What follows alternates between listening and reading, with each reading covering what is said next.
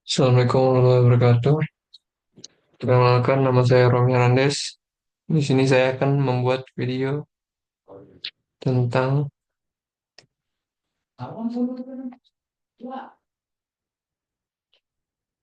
hmm, menceritakan tentang mengenai bisnis, sebut dari segi aspek SDM, aspek produksi, aspek keuangan, aspek teknologi, dan aspek manajemen risikonya. Dalam matkul studi kelayakan bisnis yang diampu oleh Pak Alipi. Sebelum saya akan menceritakan tentang kunjungan ya. Tapi ini bukan sekedar kunjungan karena saya di situ juga sebagai pekerja juga. Jadi saya ingin menceritakan tentang eh, tempat saya PT saya bekerja. Sebagai bukti saya bekerja itu ada di sini.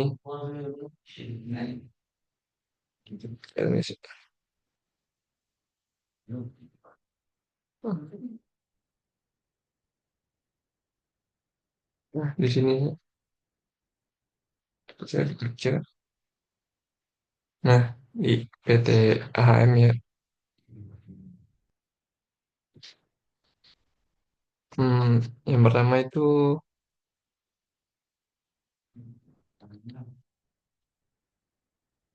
yang pertama itu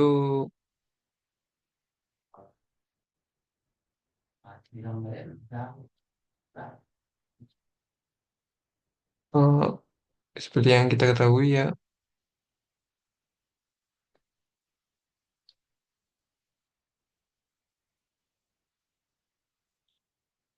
PT AHM adalah perusahaan besar di Indonesia yang bergerak di bidang produksi dan distribusi sepeda motor Honda. Sebagai salah satu pemain utama di industri otomotif, di PT ini banyak yang dapat ini hasil analisis, mulai dari SDM hingga manajemen risikonya. Yang kita ketahui ya sebenarnya ya produsen membuat motor Honda yang sering ada di jalan ya. Eh, nah di situ saya tempat saya bekerja. Nah di sini saya akan menceritakan kurang lebihnya gitu. Eh, Aspek yang pertama itu mungkin bisa dari aspek sumber daya manusia. Sumber daya manusia yang pertama itu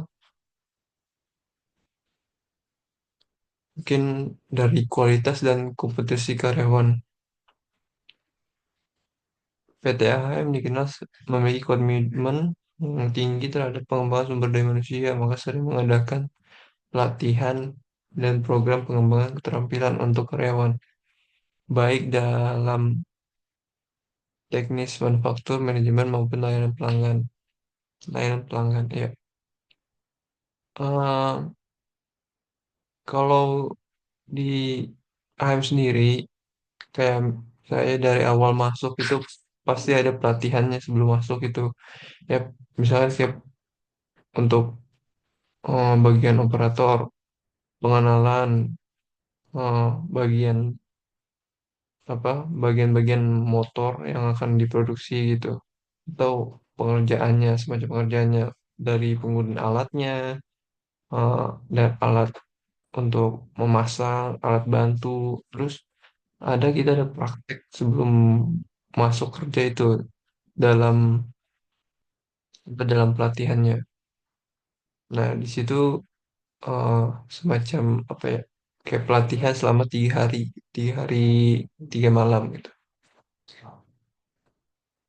Dan untuk selanjutnya di dalam aspek sumber daya manusia pasti ada kesejahteraan karyawan. Nah, di sini ya namanya juga PT besar ya, ya pasti ada lah menyediakan fasilitas kesejahteraan seperti asuransi kesehatan ya bisa jadi eh, BPJS BPJS ketenagakerjaan untuk BPJS kesehatan ya. Tapi kalau di HM sendiri itu dia ada asuransinya namanya Garda Mega. Nah, itu ya akan ditanggung oleh perusahaannya sendiri. Jadi untuk bila karyawannya sakit atau apa dan masuk rumah sakit akan ditanggung oleh Garda Medica itu, asuransi itu dari perusahaan program pensiun. Nah, ini untuk bagian karyawan tetap. Kalau kontrak nggak ada ya. Berbagai tunjangan lain untuk memastikan produktivitas dan loyalitas karyawan. Nah, ini kalau di HM sendiri, oh, yang pasti ada uang bulanan gitu. Maksudnya apa? Gajinya itu ada dua kali gitu. Jadi pertengahan itu ada gaji transport, terus akhir bulan ada gaji pokok. Nah, ini ada bonus juga THT, tunjangan akhir tahun, dan juga bonus hmm,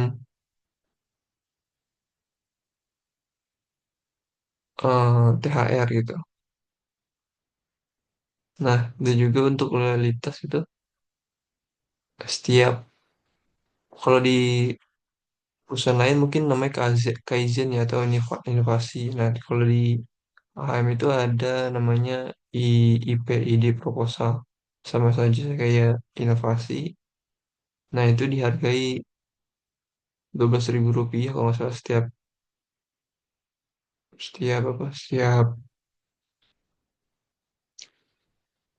setiap kita membuat inovasi tersebut lalu diupload di dalam web B2E yang dari perusahaannya sendiri, tempat saya sendiri di AHM.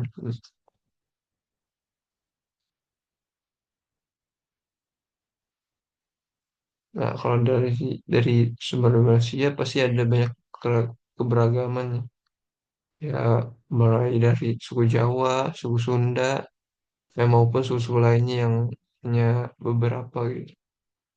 Ya, Sumatera banyak, ya pokoknya banyak tapi yang banyak sih suku Jawa dan suku Sunda ya, karena di perusahaannya jadi Pulau Jawa gitu.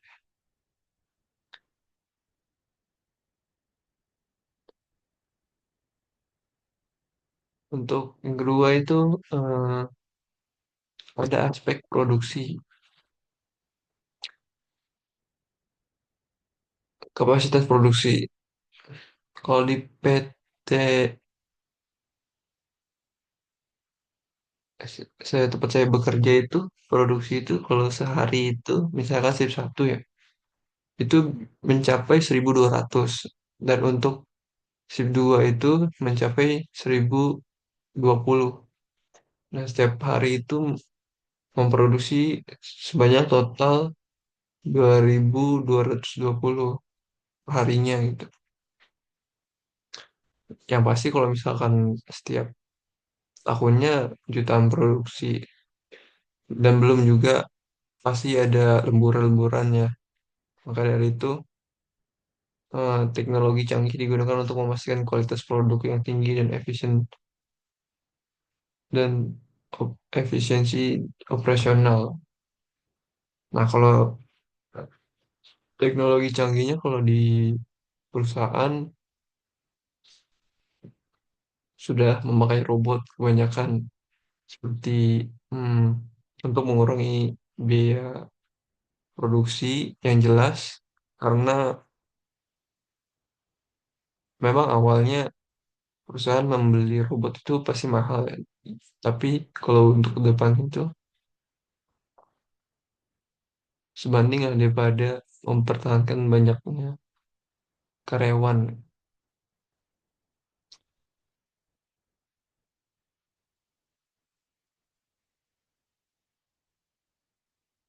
Nah, kalau untuk sistem produksinya itu mereka menggunakan sistem produksi dan ramah lingkungan untuk meminimalkan limbah. Nah, kalau ini benar sih menggunakan ramah lingkungan untuk meminimalkan limbah karena kalau misalkan part-part yang NG atau apa yang dibuat di PT tersebut akan misalkan kayak crankcase di mesin motor ya motor yang dibuat di perusahaan itu kalau misalkan no good gitu atau NG itu pasti akan dilebur kembali untuk dicetak kembali untuk dijadikan mesin lagi. Makanya ramah lingkungan. Nah ini dan untuk meminimalkan biaya juga. Jadi eh, nggak ada bahan yang tidak bagus itu nggak kepake gitu atau kebuang gitu.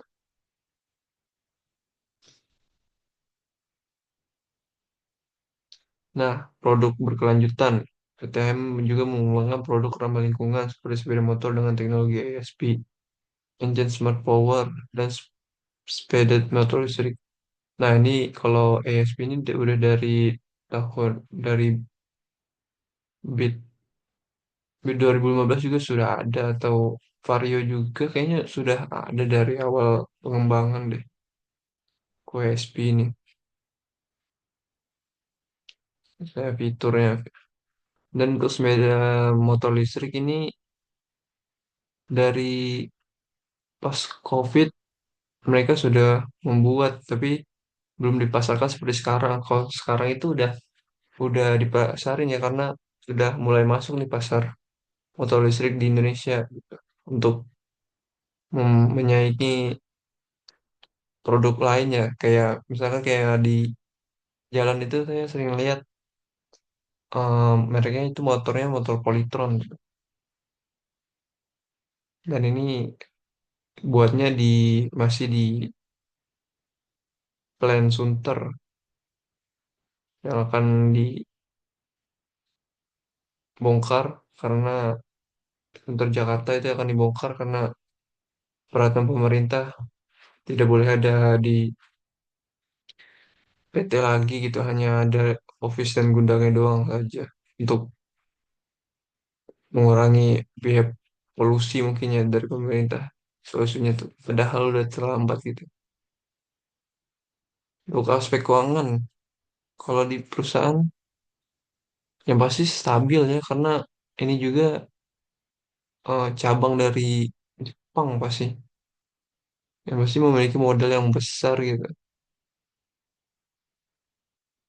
perusahaan besar sebagai perusahaan besar itu akan memiliki pendapatan stabil ya dari bekat pangsa pasar yang kuat di Indonesia. Nah ini yang stabil bekat pangsa pasar yang kuat di Indonesia ya yang nyatanya emang penjualan motor Honda nomor satu gitu di Indonesia gitu. Dan dengan masyarakat yang memakai hampir setiap orang memakai Honda gitu di jalanan juga 98% juga motornya Honda. Gitu. Makanya memiliki keuangannya stabil. Dan juga perusahaan AM masuk dengan Astra Group ya, yang pasti jika ada anggotanya yang kurang uang, pasti eh, grup tersebut memakai memiliki itu apa? Pasti meminjamkan gitu, meminjamkan modal yang besar untuk mendukung inovasi dan ekspansi bisnis. Udah pasti sih itu. Efisiensi biaya, produksi yang besar. Ya pasti kalau misalkan setiap produksi besar itu pasti dapat menekan biaya produksi per unit gitu sehingga menawarkan produk dengan harga yang kompetitif. Ya jelas. Soalnya saya pernah contoh aja kayak saya gitu pernah buat apa buat baju gitu dibandingkan kita buat baju eh, satu lusin atau 12 pasang 12 pieces dibandingkan kita buat satu pieces baju custom pasti lebih murah baju 12 pieces karena eh, dia membuat produksi yang besar gitu yang sekali jadi sekali besar gitu dapat menekan biaya produksi gitu karena kalau misalkan kita kayak misalkan kita bikin dikit demi satu gitu pasti belum biaya eh, pengujiannya, biaya bahannya gitu, biaya apa-apanya gitu, sih rugi gitu, rugi di modal, di usaha, di tenaga juga gitu. Makanya lebih mahal gitu dibandingkan eh, skala produksi yang besar, investasi. Ya pasti setiap perusahaan pasti terus berinvestasi ya, maupun baik dari luar maupun dalam itu dalam pengembangan teknologi baru, khususnya kendaraan listrik untuk memastikan keberlanjutan bisnis di masa depan. Nah ini ya makanya AHM Honda membuat apa sepeda motor listrik itu ya untuk jangka ke depannya yang pasti sekarang orang banyak menggunakan motor listrik gitu. Dan juga kalau misalnya di jalan itu udah banyak sepeda listrik walaupun Honda tidak membuat sepeda listrik ya. Tapi masalahnya kalau sepeda listrik, Honda tidak membuat sepeda listrik karena sepeda listrik itu sama polisi juga ditilang untuk dikendarakan di jalan raya karena tidak ada platnya, juga tidak membayar pajak gitu. Jadi ditilang.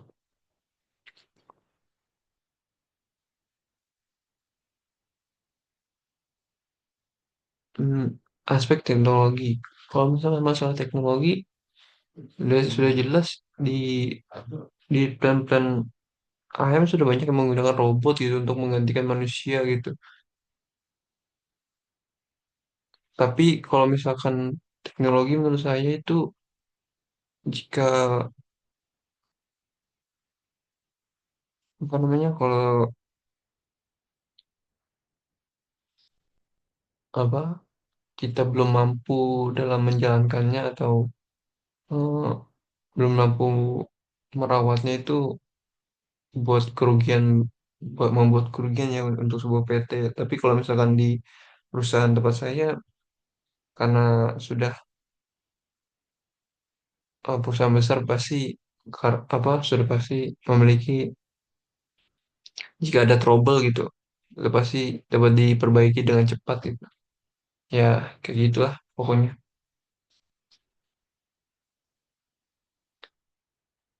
Teknologi produksi perusahaan menggunakan manufaktur modern seperti robotik dan otomatisasi dalam proses produksi untuk meningkatkan efisiensi dan kualitas produk. Nah ini kalau di tempat saya bekerja juga, perusahaan Honda ini, ya selain teknologi robot juga, dan juga kalau misalkan pengambilan part tuh sudah menggunakan robot. Jadi kita misalkan mengatur di depan layar komputer dan part-part yang akan diproduksi hanya tinggal ambil saja dan sampai di depan depan apa bagian produksi gitu. Nah, kalau di bagian produksi itu teknologi juga menggunakan sensor gitu, sensor. Jadi membaca barcode. Setiap kali membaca barcode pasti datanya itu sudah tersimpan. Bila ada kelewatan akan berhenti sendiri gitu.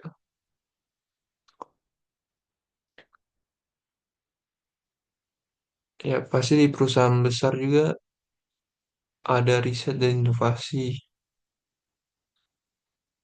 Eh, Mereka memiliki pusat riset dan pengembangan R&D gitu, yang fokus pada pengembangan teknologi baru seperti kendaraan listrik dan sistem hemat bahan bakar. Nah, orang kebanyakan milih Honda itu karena sistem hemat bahan bakar, hemat bahan bakar gitu. Karena Honda motornya terkenal irit ya dibanding para pesaingnya gitu. Nah, digitalisasi dalam hal pemasaran dan layanan pelanggan. AHM memanfaatkan platform digital untuk meningkatkan interaksi dengan konsumen, termasuk aplikasi untuk layanan penjualan pemasaran online. Kalau ini sih ya bisa emang dari webnya gitu. Tinggal tinggal apa namanya? Tinggal kita cari di Google eh, Honda gitu. Asal Honda Motor pasti dimunculkan di web di Google itu. Nah, tinggal klik, kita klik, terpilih bagian motor gitu. Nah, kita bisa bisa memilih atau membeli gitu, membeli dari webnya sendiri atau kalau di apa di dealer-dealer itu sudah ada gitu. Biasanya sih kalau misalnya dealer besar pasti ada ya. Kayak misalkan kalau di Honda itu ada dua tipe sih. Eh, kalau dealer biasa itu biasanya dealer biasa. eh, Honda buat motor-motor kecil Honda gitu. Tapi kalau misalkan kita ingin membeli motor cc besar gitu di Honda itu namanya, kalau di Honda namanya, dealernya itu namanya Honda Big Wing gitu. Jadi kalau misalkan kita pengen beli motor 500 cc ke atas gitu, nah kita belinya di Honda Big Wing.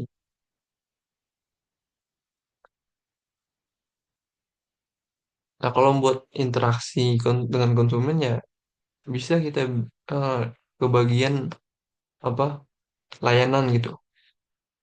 Pengen kita pengen beli motor ini, motor ini, motor ini gitu.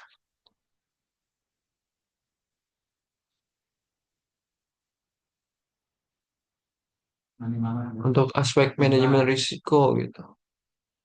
Fluktual, Fluktuasi permintaan pasar. Untuk mengelola risiko penurunan pemerintahan, perusahaan memperluas portofolio produk dengan berbagai segmen mulai dari motor bebek hingga motor listrik. Nah, yang pasti kalau ini untuk bersaing juga dengan apa? Dengan kompetitor ya.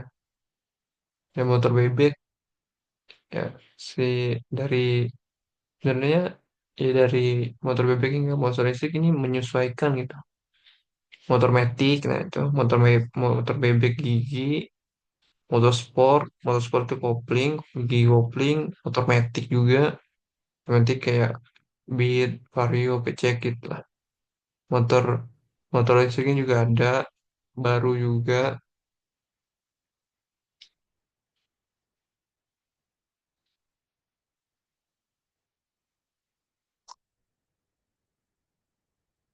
ya menyesuaikan gitu. Tapi biasanya sekarang kalau orang zaman sekarang hmm, lebih memilih motor Matic ya karena tinggal gas doang, beda sama motor gigi gitu.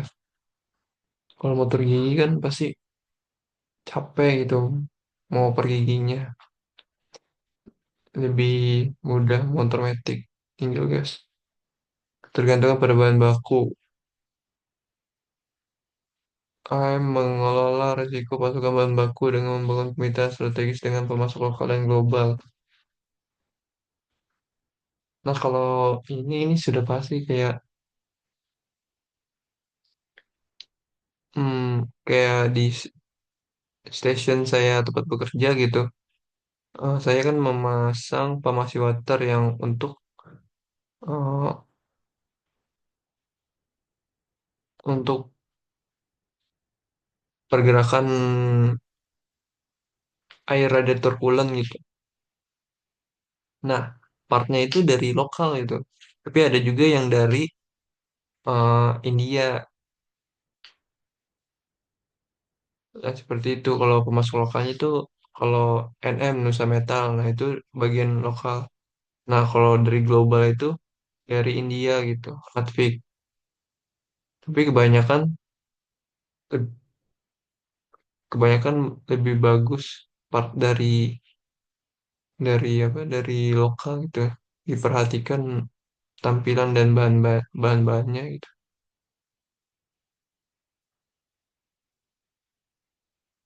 Regulasi dan lingkungan. Dengan adanya regulasi ketat terkait emisi dan kendali listrik, perusahaan telah aktif beradaptasi melalui pengembangan teknologi ramah lingkungan. Nah, yang jelas ini pasti karena terkait emisi ya dan kendali listrik gitu. Ya makanya sekarang banyak, eh, apalagi kalau di Asia sih, kalau terkait emisi sih kurang ketat ya menurut saya sih, dibandingkan dengan pasar Eropa gitu, yang lebih ketat emisinya, yang harus Euro 5 atau Euro 5 gitu. Soalnya masih banyak kendaraan-kendaraan Asia, kalau misalkan buatan Asia gitu masuk ke Eropa itu ditolak gitu, karena terkait emisinya gitu, nggak masuk emisi Euro 5-nya. Ya pasti kalau kendaraan listrik pasti masuk ke Eropa. Cuman kelemahannya di situ doang sih. Jadi hanya beberapa motor tertentu doang yang dapat masuk ke Eropa gitu. Eh, Persaingan pasar untuk untuk menghadapi persaingan ketat, ya pasti ada after sale-nya gitu ya, pelayanan tingkat, meningkatkan layanan pelanggan agar tetap menjadi pilihan utama konsumen. Tapi nyatanya emang produk Honda tetap saja dibeli, walaupun kayak pas itu ada eh, kasus rangkai saf yang patah itu, Pak. Kayak jadi motor lipat itu. Nah, AHM itu after sale-nya itu eh, diganti gitu. Tapi dalam dalam syarat masih ada asuransinya gitu. Dalam garansi, masih dalam garansi. Nah, itu rangkanya itu diganti walaupun bayar berapa berapa juta, 1 jutaan gitu. Wah, tapi kalau misalkan masih ada garansi itu gratis ya. Kalau nggak salah ya, kalau saya lihat itu, bagi yang memakai rangkai SAP, pastikan sebenarnya sih bagus ya, ringan juga. Cuman emang bahannya itu tipis gitu. Makanya tergantung pemakaian sih kalau itu.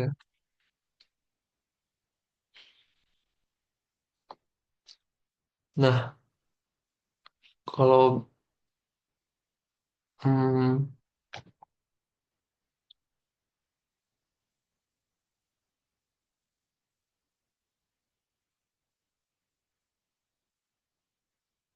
nah kalau di perusahaan saya ya, untuk manajemennya itu cukup bagus ya kalau menurut saya, karena kenapa, Eh, setiap orang yang di bidang orang yang dengan jabatannya masing-masing itu memiliki perannya masing-masing, dan juga saling bekerja sama sih kalau di perusahaan sih. Nah, ya, ya contoh aja kalau misalkan eh, manajernya gitu, manajer pasti eh, dengan baik mengatur gitu, mengatur produksi, manajer produksi ya, mengatur produksinya. Kayak kemarin tuh kan pas launching di perusahaan itu, manajer produksinya sudah mengatur, oh di tanggal sekian gitu kita produksi berapa ratus ribu gitu. Nah, kalau misalkan di perusahaan itu biasanya ada nama BST gitu. Nah, BST ini kayak kita menyetok gitu, menyetok untuk eh, permintaan pasar yang berlebih gitu. Jadi kalau misalkan dalam permintaannya, misalkan kita produksi normal 220, eh, 2220. Nah, ternyata permintaan pasar itu melebihi gitu dari produksi normal. Nah, makanya dibuatlah eh, sama manajernya itu eh, stok BST gitu. Nah, kayak misalnya perharinya itu 30 gitu. Jadi setiap pengiriman itu atau permintaan pasarnya pasti terpenuhi gitu. Ti- Agar tidak kekurangan gitu. Pas launching produk baru gitu. Nah, itu dapat dipamerkan di setiap dealer di Indonesia agar tidak ketinggalan dealer Indonesianya di setiap tempat di Indonesia gitu.